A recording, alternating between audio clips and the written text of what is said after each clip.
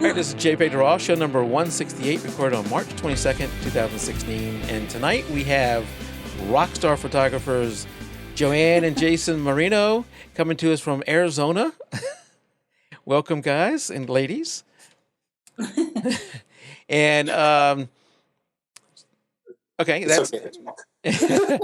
So before I generally do this at the end of the show, but I want to do real quick at the beginning of the show, and that is how to get the show. Because I know some people come into the live show late, some people leave a little bit early, so I'll mix it up every now and then. So just real quickly go over how to get the show if you have to leave early, and then if you have to leave late, you'll get it some other way.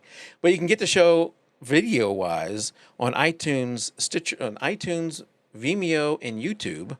You can get it audio-wise on iTunes, of course, Spreaker, Stitcher, iHeartRadio, TuneIn, Podomatic, Podbean, and like I've been saying for the last month, whenever Google Play Music releases this stuff, it'll be out there too. So just about anywhere you want to get it, you can get it. The best way to get it, make sure you see JoAnne and Jason, the whole show, is to subscribe to the podcast. That way you'll get it as soon as I release it. I generally release it first on YouTube, and then the others start to follow after that. All right, with that said, JoAnne and Jason, thank you for coming in. I know that time, the world seems so small in some ways. We're having this video conversation, but also is so big in it, and time zones mess everything up, and then time changes make it even worse. So thank you for working with us on the time change. Arizona doesn't change their time, do they? Yeah, no, we're awesome like that. Yeah, I wish we wouldn't change. I know. So I don't feel bad. It's so annoying, and it's funny because we're really close to Las Vegas in California. I mean, literally just a few miles from the border, basically. And so we travel a lot in this region, and we have to account for that every time we get in the car to go somewhere. Up to Vegas. Vegas is an hour and a half from us, and so we have to account for that time change. And in the winter, going there, it's cool because we're like, oh, we can leave later because it's earlier there. But then on the way back, we're like, oh, crap, we lost an hour, even though we're, so close to home. It's a 90-minute drive. So that's a real pain. Yeah, that is. I never thought about that. Someday, maybe they'll do away with all that and we won't have to worry about it. But until then. Well, if you don't mind, tell us a little bit about how you guys got into photography. I know you took different paths and how you got there. And y'all been doing it for a while, too. So it's not just recent. Yeah, well, Joe, I was going to let JoAnne tell you because she's the one that's been the photographer for like twice as long as me. So do you want to tell them? Go ahead. Okay, she's going to sit there and just go like this the whole time. I'll support you while you talk. I mean, you can tell your story better than me. You know it better than me. I do? I don't know my dates at all. I don't need dates. Just talk about your, background. So anyway, I guess I'll talk about her background. And she'll correct you when you get something wrong. I think, just hit me if I get it wrong, but I think you took photography in high school. And, see, I would have never thought to said that. Okay, well. I took photography in high school. Let's just go back to the beginning and start over. Yeah, JoAnne took photography in high school, and she's forgotten all that since we're on a broadcast right now. And what did you do after that, JoAnne? I'll interview you. I don't know what to say. I don't know your background as well as you would. So, JoAnne, did you love it when you took it in high school? Was it like love at first camera or love, as soon as you started doing it, was it like, oh my God, I love this? I think so. I found it very interesting. I don't know if I was passionate about it at that point, but it definitely was interesting. I did want to further my education after high school, but plans didn't go that way. So I always just did it just as a hobby on the side, I think. And then when Jason came around, he kind of pushed for us to really get into it and start doing it professionally. Yeah. Go ahead. Sorry. Go ahead, Jason. Well, I was going to say, when I met JoAnne, she was like, yeah, I photograph, some stuff here and there, some weddings here and there, stuff like that. She was shooting film still, even. This was like in 2006. She still was shooting film, which was cool. And she's like, yeah, I do some weddings and stuff. And I remember her going off and, even shooting weddings a few times a year for that first couple of years. And a couple of them were bandmates of mine. So she ended up shooting weddings for two bandmates from two different bands I was in. And I found it really fascinating. And I had, played around very little with cameras a couple of times before that. And I was a graphic designer and musician and stuff. So I was into art, but you know, I never took it too seriously. And after I met her, I was really inspired by what she did. And so when on one of my bandmates' weddings, I was like, "Hey, I'm gonna, you know, play be the Uncle Bob, and I'm going to take one of your point and shoot cameras." She had an extra point and shoot around, and I showed up basically and hung out and shot a few photos with her and kind of assisted. I thought it was really exciting, and so it kind of snowballed from there. Was that your first time really shooting? I mean, I had played with cameras and taken pictures of like my cars and stuff, but and you know, it just was like very, very little of it. But I found it fascinating right away. When did you know that you could take this from more than just maybe a weekend thing, or you know, take it all the way to be a viable business? Well, I was watching JoAnne work, and she was getting really great, and then people kind of started calling more and more, and you know, wanting her to shoot their weddings, and I kind of was just like, you know what, if you're really good at this, so if you actually, you know, we want to get serious about it, it could turn into something, and so that was probably around 2009. Something where I kind of was like, hey, we should really do this. And then there was another guy I knew from another band that hired us for his wedding in Scottsdale. That was like the first like serious wedding, and I actually came and shot with JoAnne, and it was like the real deal. And then it kind of snowballed right after that. All right, and someone just dropped in Justin said he just dropped in real quick to show support for Jason and JoAnne.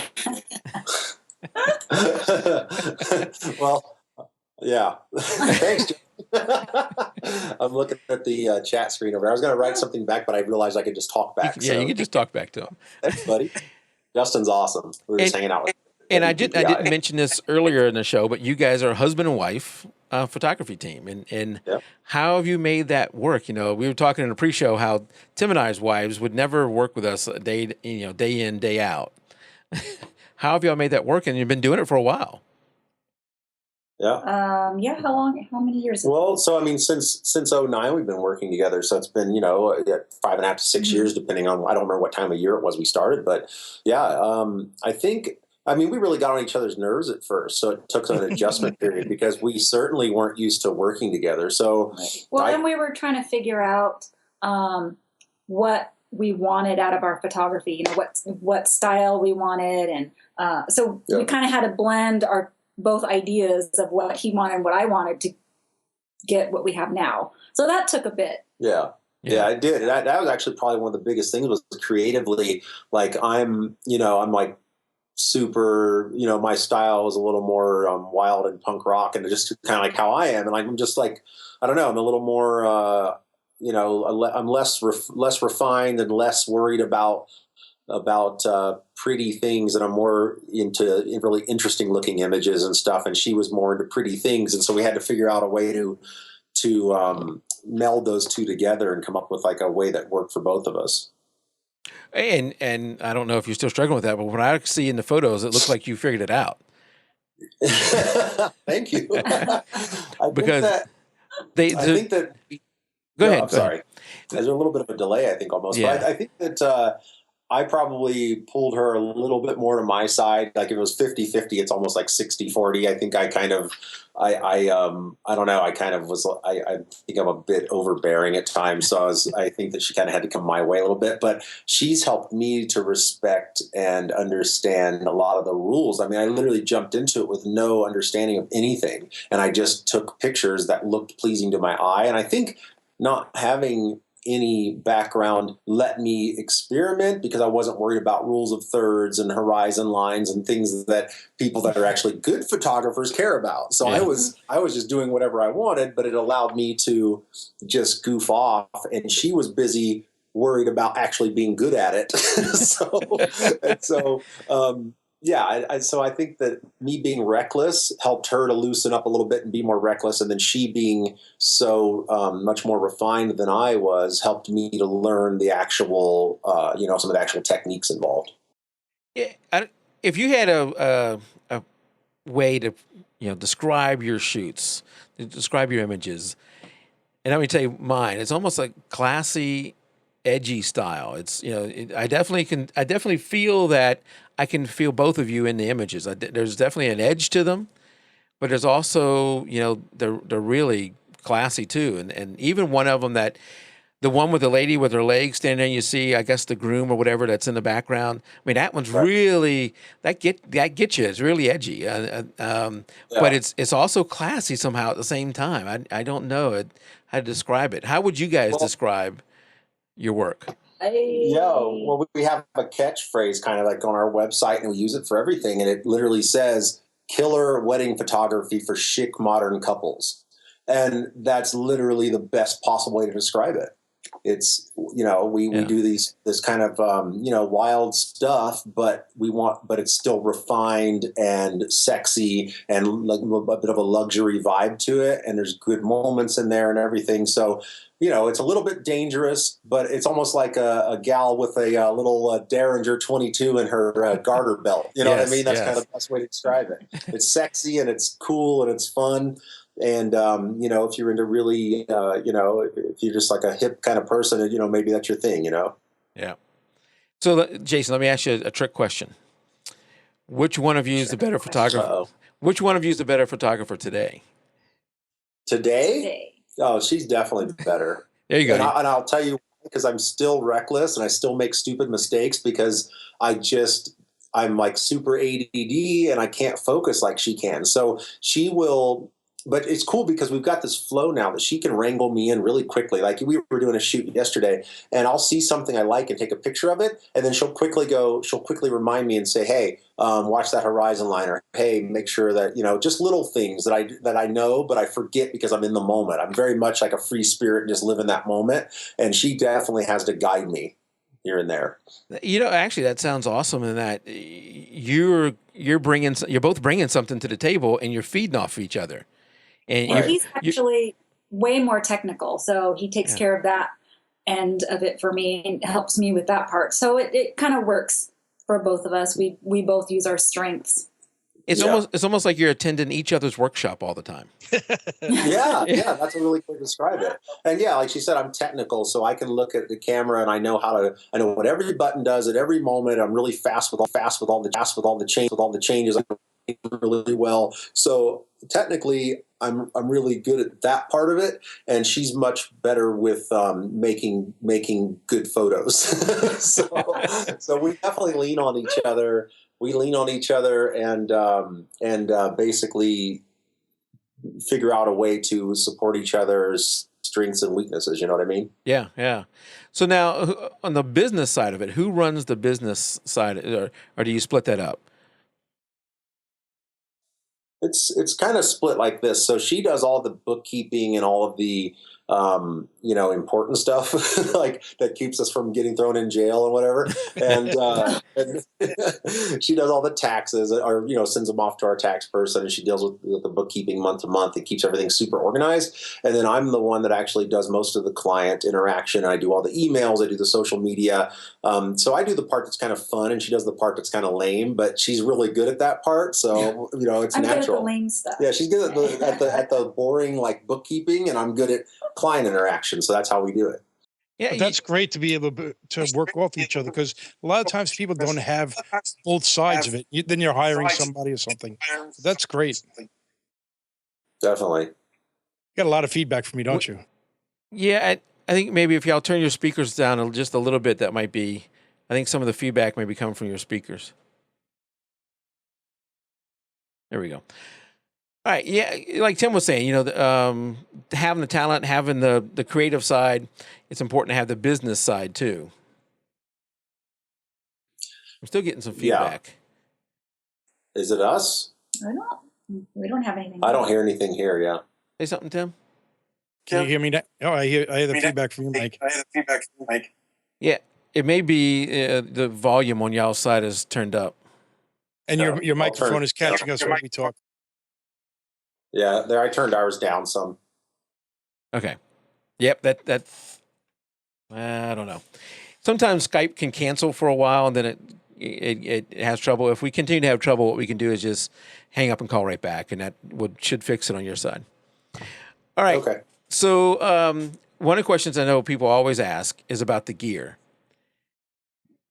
So what's your favorite gear? Lenses, cameras, that kind of stuff. Well, let's see here. I've got some stuff here. Oh, we're going to go ahead. Can you still see us? Just barely, yes. Now this is like one of our bags. This is like my favorite bag. It's my Holdfast Romographer, and I just got this. So let me put it over here so you can't see.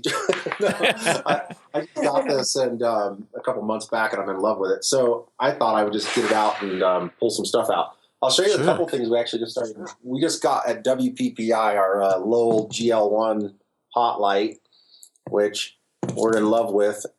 And we took it to a wedding last weekend, and evidently you have to take the battery out to charge it. You can't just plug into the back here and charge. Yeah. So I had been having it plugged in for days, thinking it was be charged up. So we took it there, and it was shutting off the second we tried to use it. So we looked like a couple of buffoons, but so nobody make that same mistake. Yeah, don't make that mistake. Actually, take the battery out, and then we actually just started using this stuff, which is really cool. It's not gear so much as an accessory, but it's atmosphere aerosol, and this stuff. I've never heard of that. Yeah, it's basically a fog machine and an aerosol can. It's colorless, odorless, tasteless. Wow. And have you tasted it? I usually spray it in my mouth when you're not around. So you said it was tasteless. I know, I was joking. Yeah, so but we use this stuff all the time. And we use it to essentially create, a dust look or a fog look, and then with backlight and stuff like that. So that's pretty cool. And then we use Holdfast straps. This is the camera swag strap. Okay. It's like the double money maker strap, and then we also have the leather one. So we just got the nylons at WPPI. We love these things. They're really nice and lightweight for summer and stuff. And then as far as actual cameras go, we JoAnne, we both used to use. This is the Sony A7R or A7 II. This is the A7 II.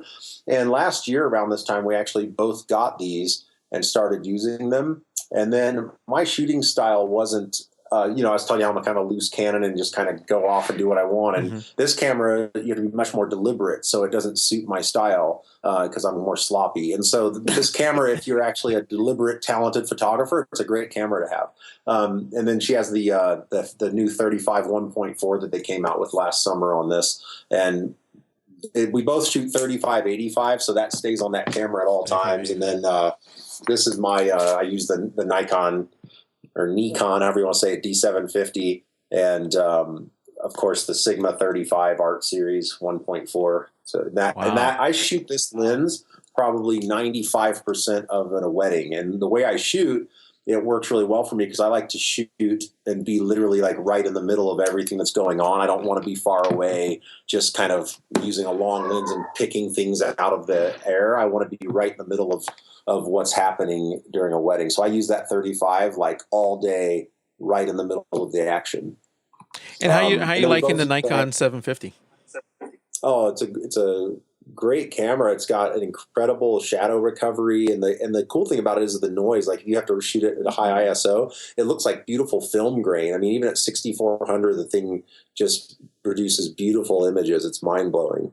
And we switched from Canon last year after going to WPPI.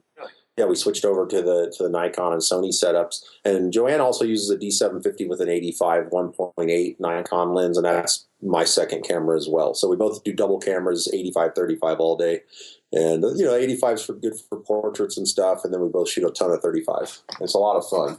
So let's see. Oh, and we use a ton of off-camera flash, like when you show our work, you see a lot of that going on. Yeah. And we actually go with like super cheap flashes. There's the Yongnuo 564s, and they have built-in radios. They're all manual, and then we use the matching transmitter for them, the 560TX transmitter. And these things have been great for us. The nice thing is like a $70 flash, and this thing's like $40.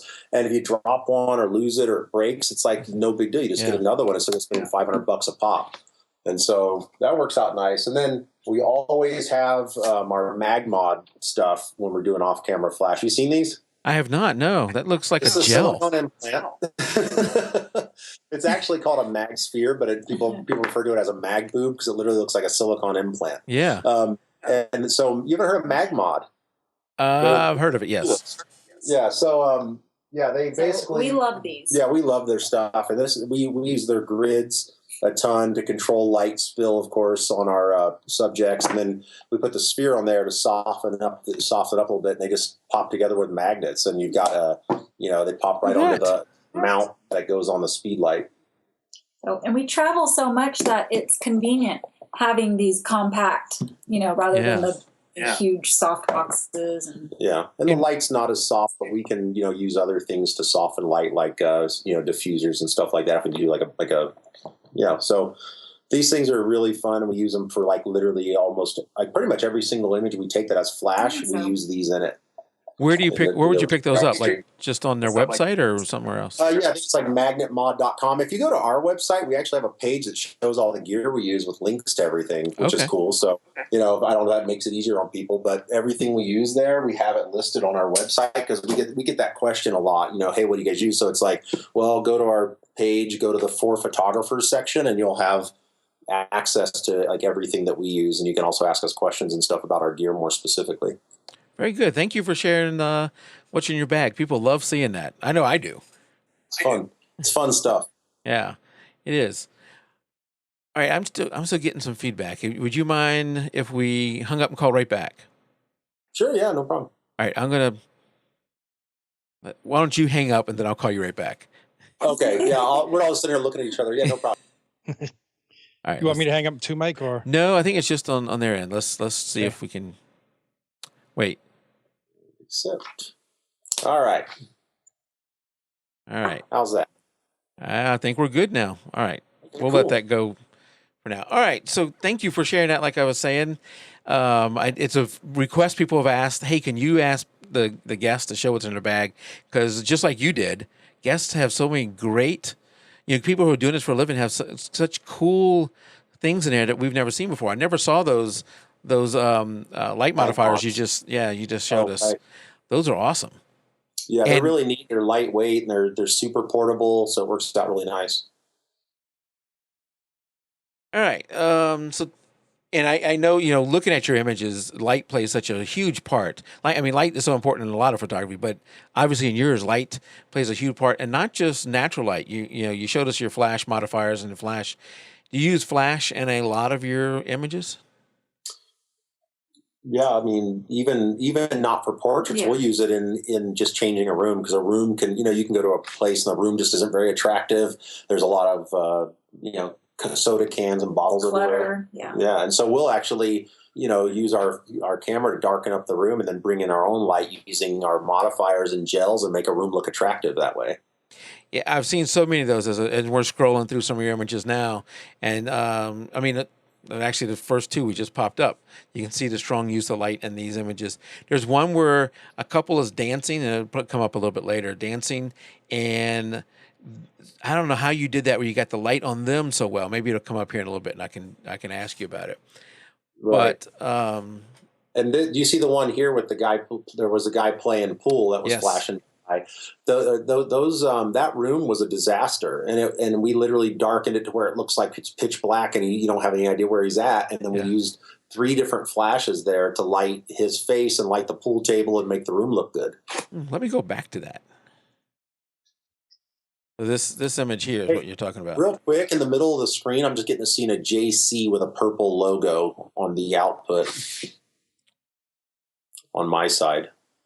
Oh, okay. Hold on. Yeah, just letting you know. It's just circling right now, isn't it?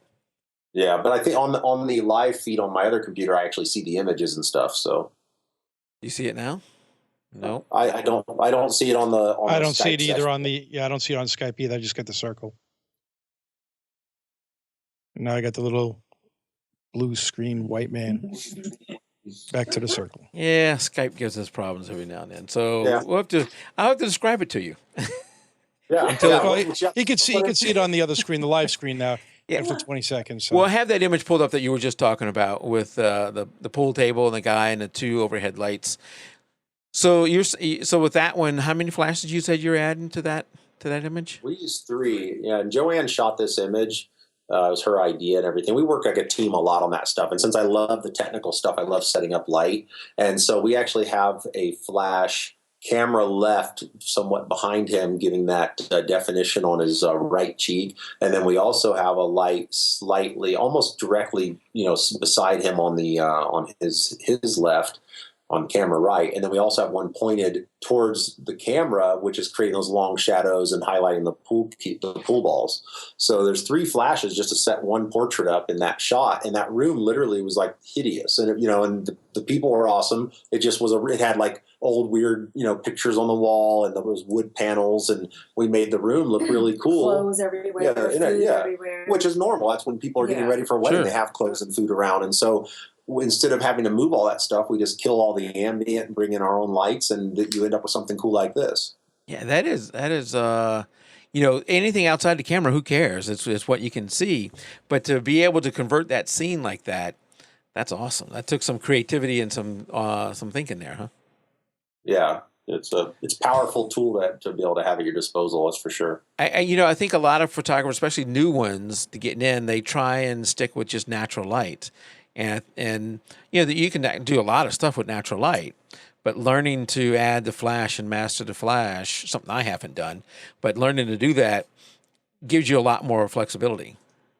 Definitely. Yeah, it does. And it's one of those things, I have a hard time sleeping at night. My brain never shuts off. And I remember about 4 years ago or something, maybe 3 years ago, I just kind of woke up in the middle of the night and started flipping through things and reading stuff, and went down this rabbit hole of flash and all these interesting things, and I never know anything about. And when JoAnne has a good, she sleeps, and so when she finally woke up the next day, it was like a Saturday. I'm like, check this out, and I had a flash in my hand, and I'm like, watch this, and I'm all excited. I'm showing her. She's like, I don't even know what's going on right now, and it was just, it was hilarious. And so, but that started. It was literally me not being able to sleep.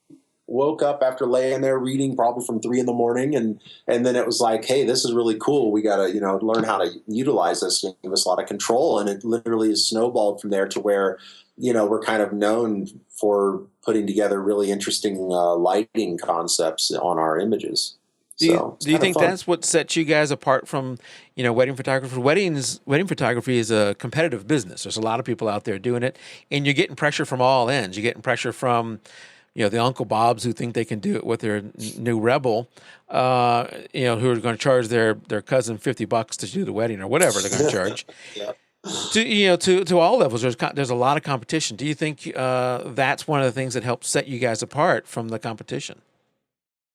The lighting. Yeah. Well, it takes a lot of finesse to do this, and it's not something that Uncle Bob might necessarily know about or have done before. So we have people that try to shoot over our shoulders quite a bit, and we let them do it because we know that they're not replicating exactly what we're doing, and it's just it's easier to just let them go with the flow. And if they're if they're getting in the way too much, we'll kind of have them step back. But we know that they can't produce some of the stuff you're seeing here, and we're not too worried about it. The biggest thing is providing a really great service to our clients.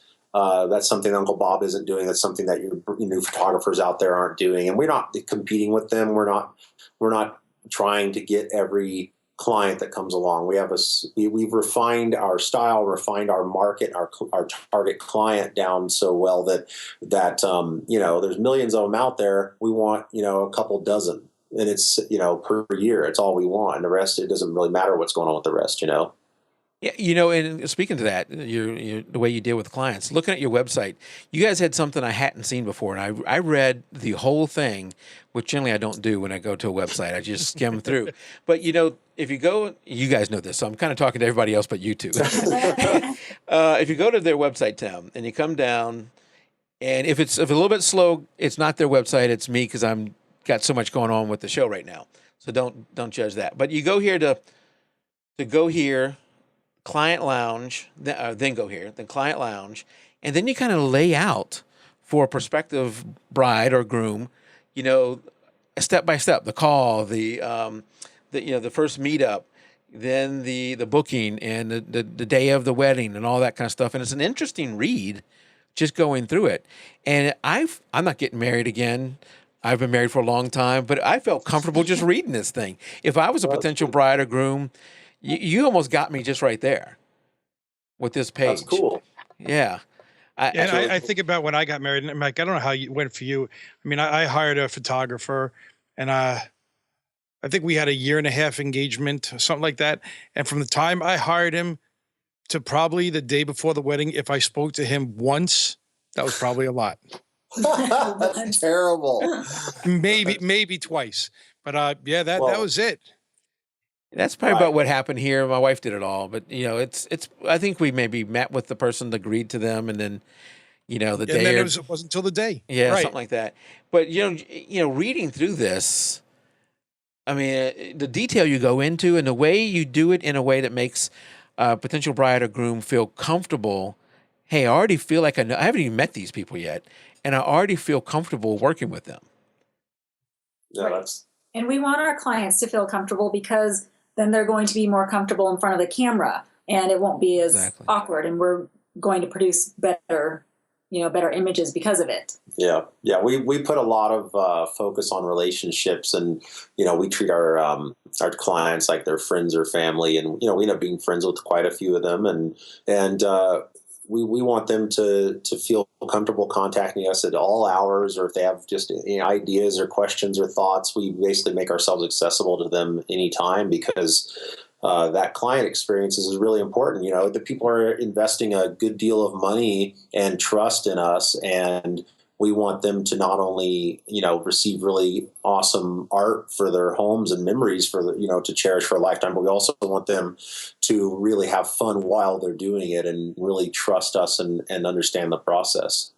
Yeah, speaking, going on what Tim said and what I said, I felt that when I got married, that the wedding photographer was just another vendor. They were no different from the florist, I think of any vendor that really is a minor part of the wedding. And I feel with what I've seen from your work and what I've seen from your website, that there's a relationship you build with the bride and groom. That it's more than just, hey, I'm the caterer or something like that, whatever, showing up, that you've developed more of a relationship. Can you tell me a little bit about that relationship you build with the bride and groom? Well, that relationship, it's up for us. It's about trust and them trusting us, because when they trust us, that helps us, produce better work, because we have better access. If we never met them and we showed up on the day of and said, "Hey, we want to be in the room with you while you're half undressed in your lingerie, putting on a dress," and it's like, we just met you 5 minutes ago, that makes it a little more difficult. And there's times when you're around them when they're not at their quote unquote best for the day. They're not ready to be seen yet and stuff, so they have to trust you that you're going to make them look flattering and just do things the best way, but also that you're a person that they're comfortable with and don't feel like they have to hide anything from you. And that gives you the best moments, because as much as you see interesting, like portraits where we use some flash wizardry and all that, the most important thing is moments. And like 90% of what we do on a wedding day is just documentary. That image that's flashing by right now, that's not a posed image. That's an actual moment where they exchanged letters.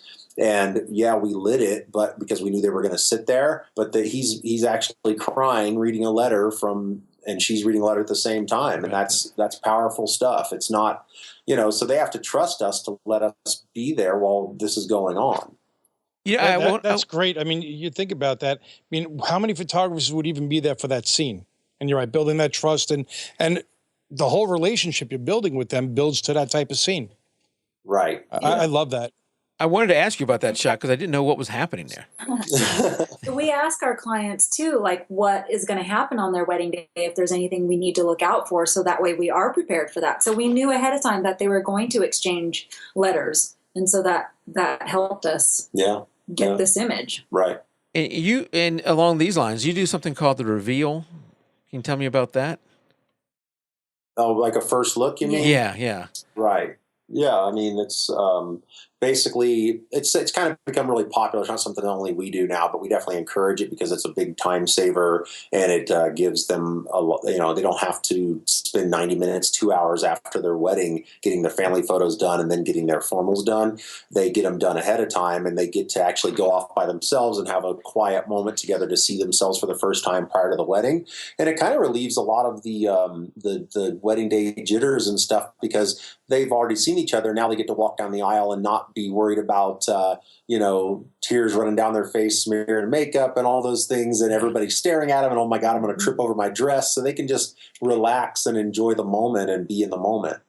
But you do something where you have them back to back and then you make them flip around and see Right. each other. That's the first time they're seeing each other. Right. Exactly. They'll do a first look. Yeah. It's different with every couple, Yeah. how we do the reveal.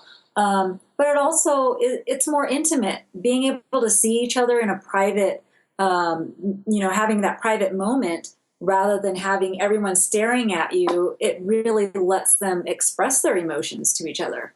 Yeah. Especially people that are more shy, So JoAnne, for instance, would really embrace that because she's a pretty shy person, and that's okay. So it's different for everyone.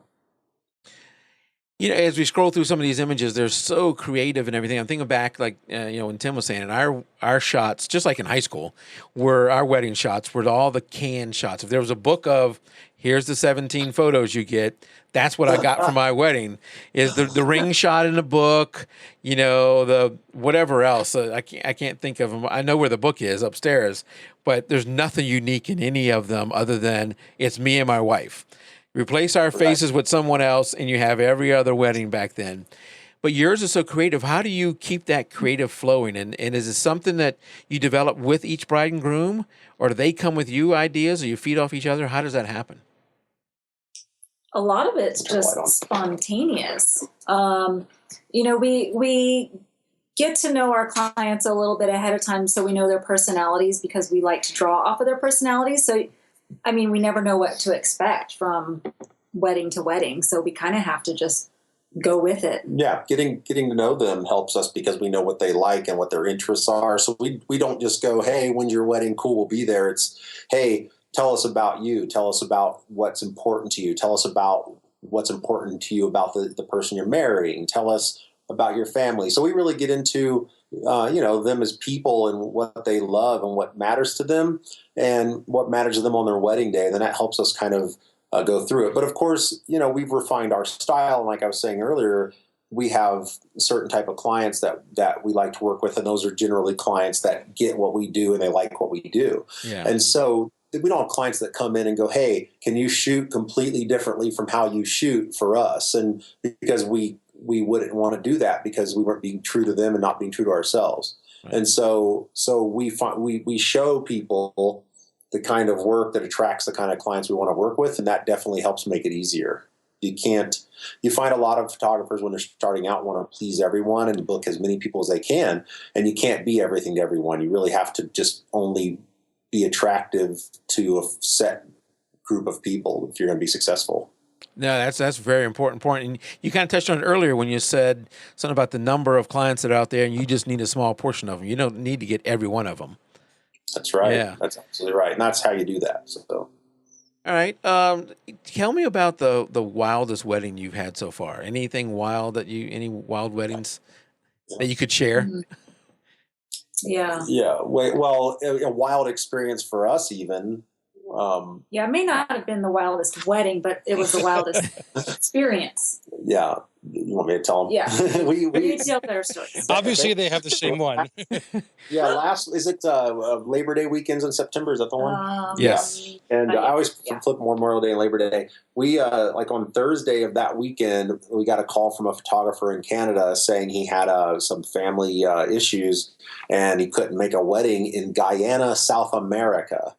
Wow. And for that Saturday. So it was less, and he said, and it was like, can you guys do it? And we're like, I don't know. We basically, within 90 minutes, we figured out that we'd be able to do it and had booked airplane tickets, and we had to get up at 3 a.m. the next morning. 12 hours later, we were packed up in the car driving to the airport in Vegas to fly to Guyana.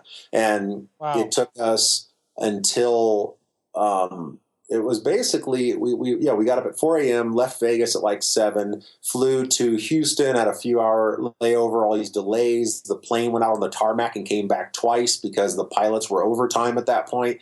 And then we flew to Trinidad.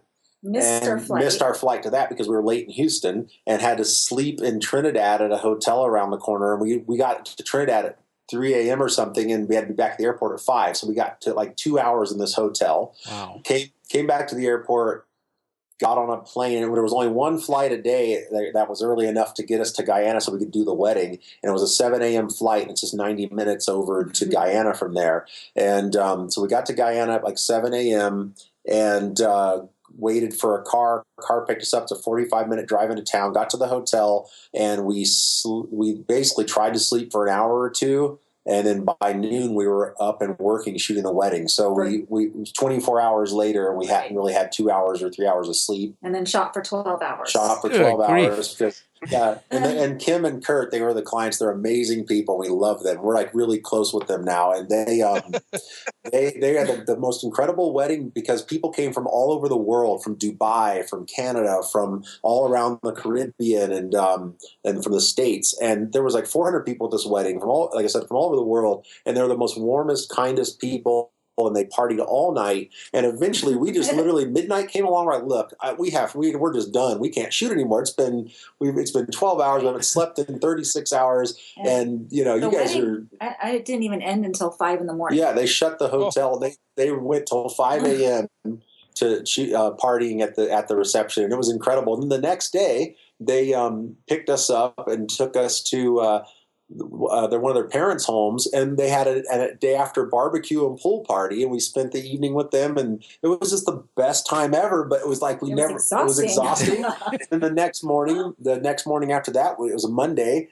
We spent 16 hours flying home. We had to go to Toronto, and then was it Trinidad or straight to Toronto? We had to go to Trinidad, then Toronto, then to Vegas. And so we got home at 9 o'clock that night after a 16-hour travel day, and it was just unbelievable. So out of nowhere, we were in Guyana for 3 days and got, maybe 10 hours of sleep and had a time of our lives. It was incredible. That's one hell of a whirlwind weekend. Yeah, it was nuts. And we had so much fun, and I absolutely can't wait to go back, to be honest with you. This is the most brilliant time. That sounds awesome. Tiring, but awesome. It's hilarious. Yeah, really. So, that was out of the United States. Do you do a lot of weddings outside the United States? Or outside of the Southwest?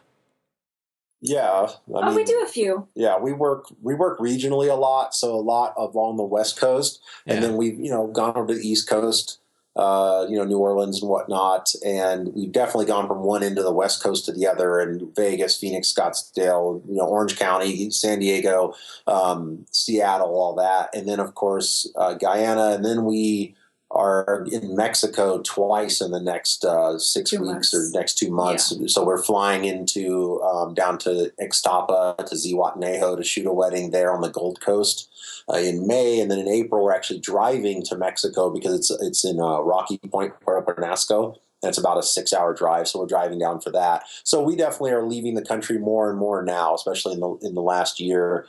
It seems to be that we're being more in demand for international stuff. And there was some stuff we were supposed to go to Italy in May, but I think the bride ended up they made some changes in plans. Then we were possibly supposed to go to Greece in July. So there's things that are kind of maybe happening, maybe not happening. We just haven't got them worked out yet. But yeah, a lot of good stuff's going on for sure. Did you envision that when you started your business? Did you envision those kind of things, that this is where we're going with the business?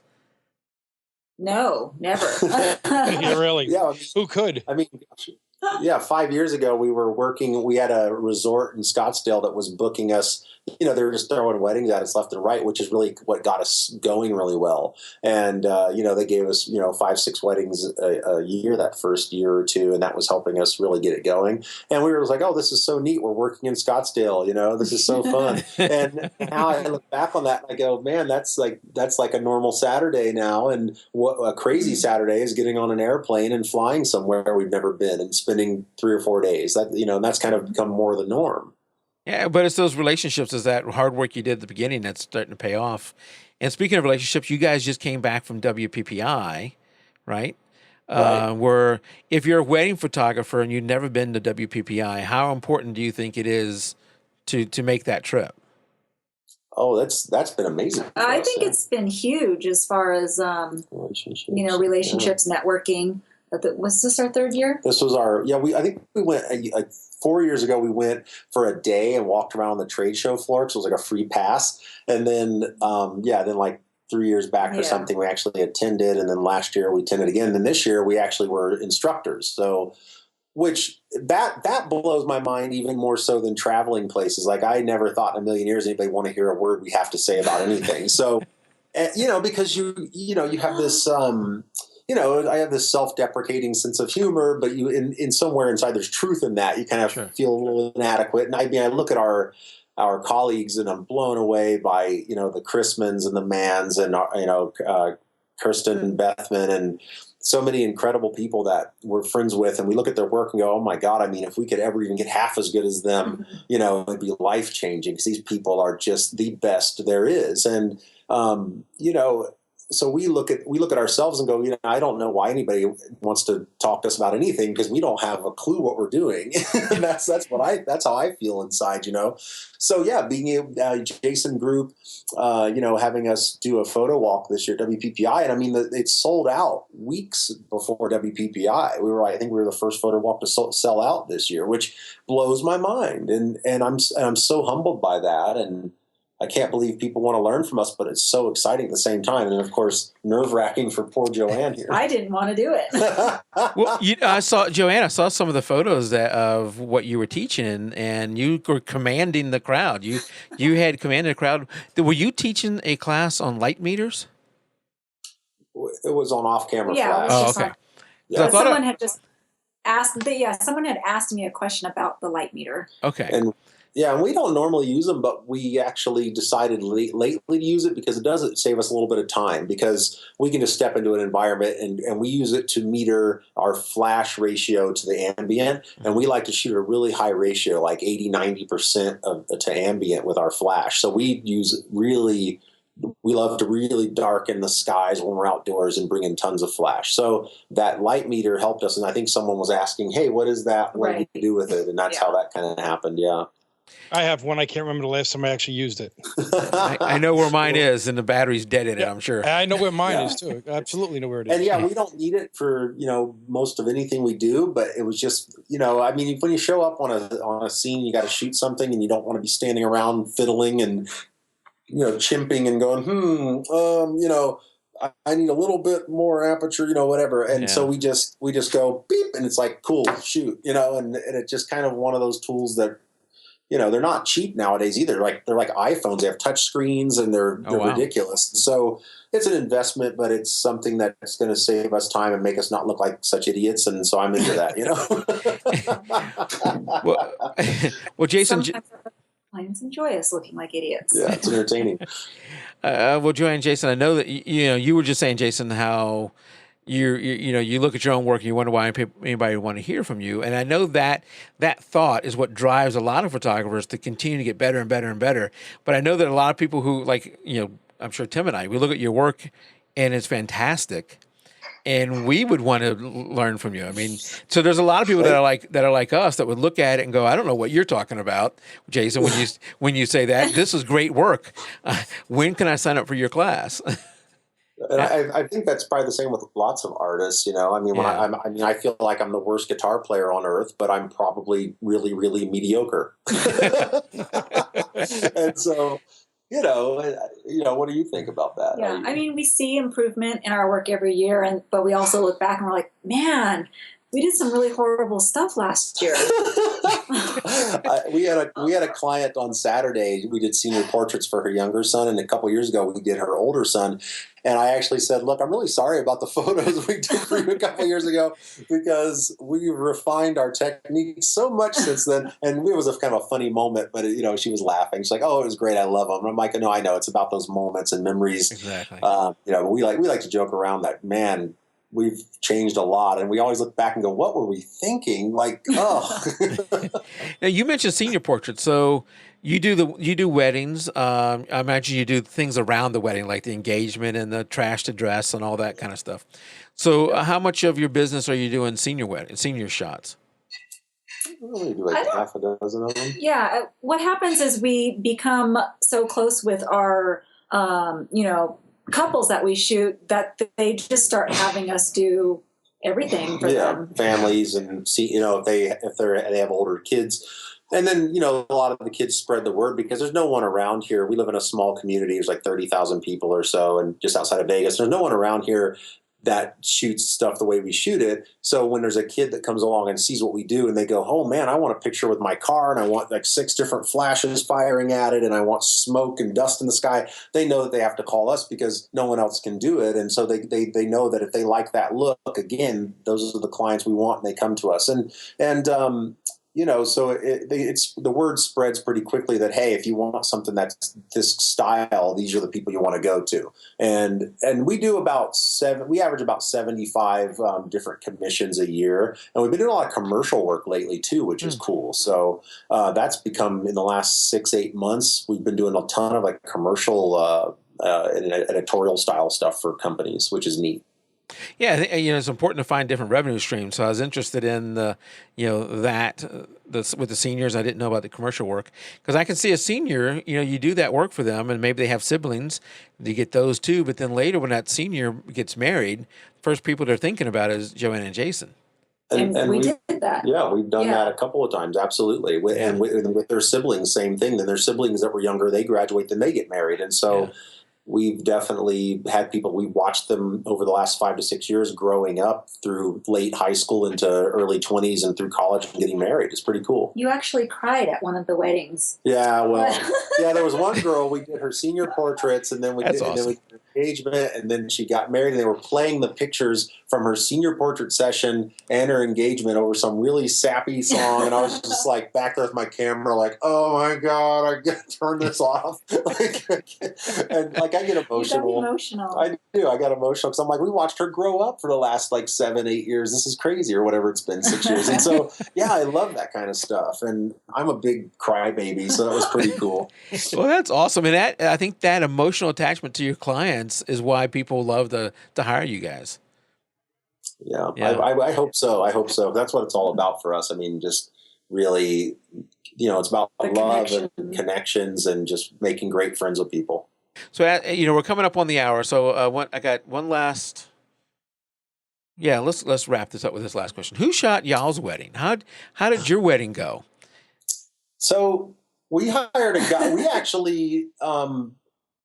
We hired a guy that was kind of local to us, and he did a okay job. And I think back then we probably thought it was a really cool job. It's one of those things where just like we criticize our own work, we look back at it and think, oh, maybe we could have done some things differently or, something like that. And he did a perfectly fine job. But I guess now that when I look back on it, it doesn't necessarily represent us, but we didn't know how to shop for a wedding photographer then either. We were just getting started ourselves and maybe had done 5 weddings. And so we didn't know what we wanted either, ironically. And so that's a really good first person it really can show you how, if you don't know what you're looking for as a client and you don't, talk to the people and really get an understanding of what you need and what they expect, et cetera, there's going to be a little bit of disappointment there. And it's not that the pictures are bad. They're perfectly serviceable. They're fine photos. And some of them are actually downright cool. But now looking back, I think there's some other things that are more important. Right. Yeah. Yeah. And I would have probably preferred someone that was a really, really great photojournalist. Like a Ben Chrisman, or someone like that would have to shoot it, or John Michael Cooper, who's really cool, and someone like that probably versus who we picked. But I don't even know if he's still in the business necessarily. It's one of those things where I'm not sure. I really don't know if he's still around doing it. But the photos are fine, but they're nothing that blows us away. We didn't have a big to do either. We just had a really small get together. So yeah, we went to Vegas, but we went to this really cool hotel. The Chapel of Love. It's called the Artisan Hotel, and we went up there and had like 30 or 40 people, and it was our second marriage each, so we didn't really go nuts. Okay. And we just had like a big family Italian dinner at Buca di Beppo. I mean, we went really like low key. I wanted to go through the drive-through. Yeah. Really? Awesome. Yeah, I did. I didn't want to have really a wedding. Yeah, but she made I'm the girl in the relationship, so she made it nice for me. What can I say? So we had fun. It was a nice evening, and then our good friend Jen up there in Vegas, she kind of has the keys to the city, and so she took us out and comped us like nightclub bottle service with all of our friends, and we had the run of the place and had a great time. And so yeah, we're able to we had a really fun time, and it was completely different from your average wedding, and it was really cool. Had a good old time.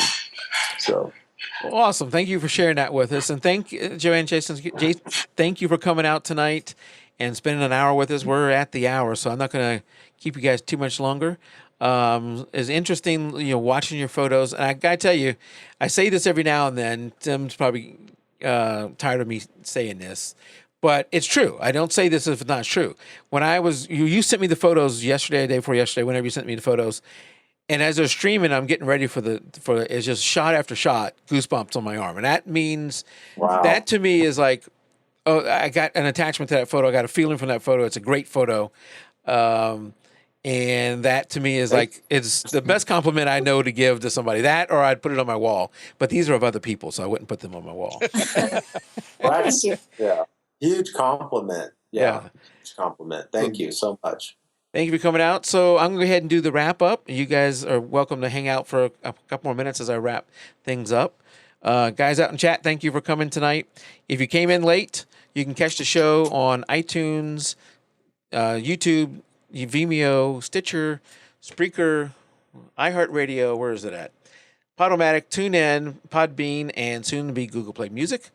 If you are going to shop on Amazon, you can use our link, jpegtheraw.com/Amazon. The show gets a small credit. We use all the money that comes from Amazon, and actually I kick in a little bit more for our giveaways and our contests, like our photo contest at the end of the year. If you're going to buy from Topaz Labs, we have a link there too, which is jpegtheraw.com/Topaz Labs. And then we would love to have you come out in our Facebook group, which is, facebook.com/groups/jpegtheraw, where we have the photo contest, where we have just general conversation going on. We might talk about tonight's show in there. We have all kind of different topics coming up in that group, sharing ideas and sharing questions and those kind of things too. And then we even have some forums. If you wanted to know who's coming up, who's Jason and JoAnne coming on tonight, you go to our forums, and there you can see who's coming up and more details about them, like tonight with Jason and JoAnne. That is jpegtheraw.com/forums. And that's pretty much it. That's it for this week. Thank you guys. Until next week, when we have Corey from Photo Stealers. That should be an interesting show. Until next week, keep it raw. Good night, everybody. Good night, everybody.